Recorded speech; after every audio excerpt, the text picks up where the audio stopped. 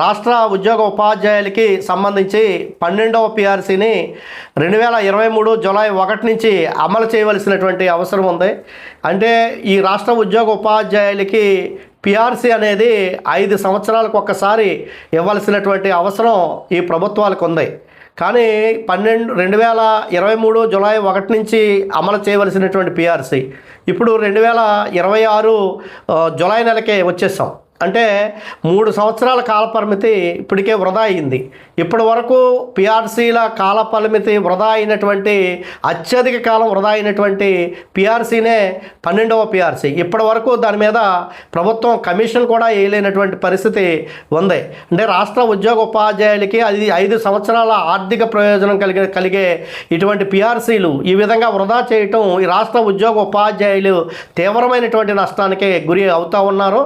అంటే ఎప్పుడు వేస్తారు? ఇంకా 2 సంవత్సరాలు ఉంది. 2 సంవత్సరాలు పోతుంటే 28 జూలై 1 నుంచి 13వ పిఆర్సీ అమలు చేయాలి. మరి ఎప్పుడు పిఆర్సీ కమిషన్ వేస్తారో, ఎప్పుడు ఇంటీరియం రిలీఫ్ ఇస్తారో, ఎప్పుడు ఈ యొక్క పిఆర్సీని అమలు చేస్తారో అనేది ఒక ప్రశ్నార్థకంగా మారింది. ఈ రాష్ట్రంలో ఉద్యోగ ఉపాధ్యాయులు ఇప్పటికే తీవ్రమైనటువంటి అసంతృప్తితో ఉన్నటువంటి పరిస్థితి ఉంది. ఎందుకంటే పెరిగిన ధరలు మాత్రం ఆకాశాన్ని అండుతూ ఉన్నాయి. వాళ్ళ యొక్క ఎక్స్పెండిచర్ విపరీతంగా పెరుగుతున్నటువంటి ఈ పరిస్థితుల్లో జీతాలు 2021 జనవరిలో పెరిగినటువంటి జీతాలు అంటే ఇప్పటికే 5 సంవత్సరాల నుంచి వాళ్ళకి జీతాలు పెరగలేనటువంటి పరిస్థితి ఉంది. కాబట్టి ప్రభుత్వం వెంటనే ఇప్పటికే ఉపాధ్యాయ సంఘాలుగా, ఫ్యాప్టోగా, యూటీఎఫ్గా అనేక పోరాటాలు చేసినప్పటికీ కూడా ప్రభుత్వం నుంచి ఏ విధమైనటువంటి చలనం లేదు. మొన్న గ్రూప్ ఆఫ్ మినిస్టర్స్తో ఒక సివిల్ స్టాఫ్ కౌన్సిల్ సభ్యత్వం కలిగినటువంటి సంఘాలతో ఒక చర్చ అయితే జరిపి వాళ్ళ దగ్గర ఫీడింగ్ అయితే తీసుకున్నారో, మరి ముఖ్యమంత్రి గారు ఎప్పుడు కూర్చోబెడతారో, ఎప్పుడు ఈ సమస్యను పరిష్కరిస్తారు.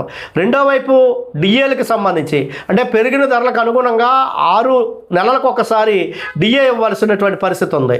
అదే కేంద్ర ప్రభుత్వం ఇచ్చినటువంటి డిఏల ప్రకారం ఇప్పుడు చూస్తే మన రాష్ట్ర ప్రభుత్వం వారు ఇచ్చినటువంటి డిఏకి ఆ తామాసా పర్సంటేజ్ ప్రకారం ఇక్కడ కూడా డిఏ ఇవ్వాల్సినటువంటి పరిస్థితి ఉంది. ఇప్పటికే 5 డిఏలు పెండింగ్ ఉంది. అంటే ప్రభుత్వం వచ్చి 2 సంవత్సరాలు పూర్తయినప్పటికీ ఇప్పటికే కనీసంగా 1 డిఏ మాత్రమే ఇచ్చున్నారో 5 డిఏలు పెండింగ్ ఉన్నటువంటి పరిస్థితి ఉంది.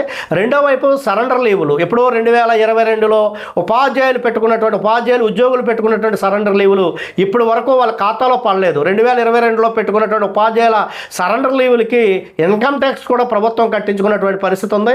అదేవిధంగా డిఏల యొక్క ఆర్థిక బకాయిలు 2018-19కి సంబంధించినటువంటి ఆర్థిక బకాయిల్ని జనవరిలో వాళ్ళ ఖాతాలో వేసామని చెప్పి ప్రభుత్వం చెప్పుకుంది. కానీ ఆ బకాయిలు పూర్తిగా చాలా మున్సిపల్ ఉపాధ్యాయులకు కావచ్చు, ఎయిడెడ్ ఉపాధ్యాయులకు కావచ్చు, రిటైర్డ్ అయినటువంటి ఉపాధ్యాయులకు కావచ్చు, చాలా ఆ యొక్క బకాయిలు పడలేనటువంటి పరిస్థితి ఉంది.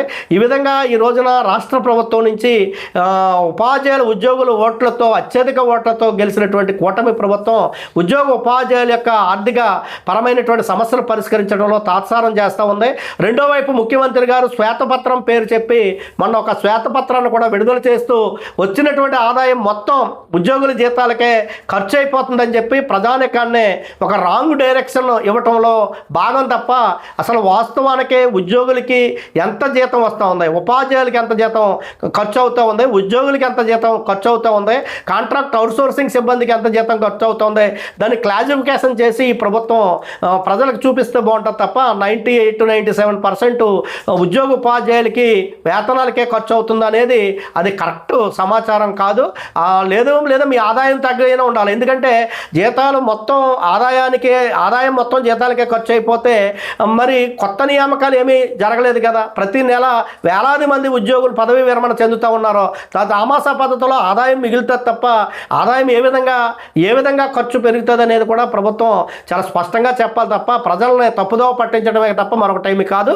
కాబట్టి వెంటనే ప్రభుత్వం దిగొచ్చి ఉద్యోగ ఉపాధ్యాయ ఏదైతే జేఏసీ నాయకులతో చర్చలు జరిపి వెంటనే పిఆర్సీ కమిషన్ వేసి ఇంటీరియం రిలీఫ్ని ప్రకటన చేయాలని చెప్పి, బకాయి ఉన్నటువంటి డిఏల్ని విడుదల చేయాలని చెప్పి, బకాయి ఉన్నటువంటి ఆర్థిక బకాయిలన్నింటినీ కూడా విడుదల చేయాలని చెప్పి ప్రోగ్రెసివ్ డెమోక్రటిక్ ఫ్రంట్ ఎమ్మెల్సీగా ప్రభుత్వాన్ని, రాష్ట్ర ముఖ్యమంత్రి గారిని కూడా కోరుతా ఉన్నాను.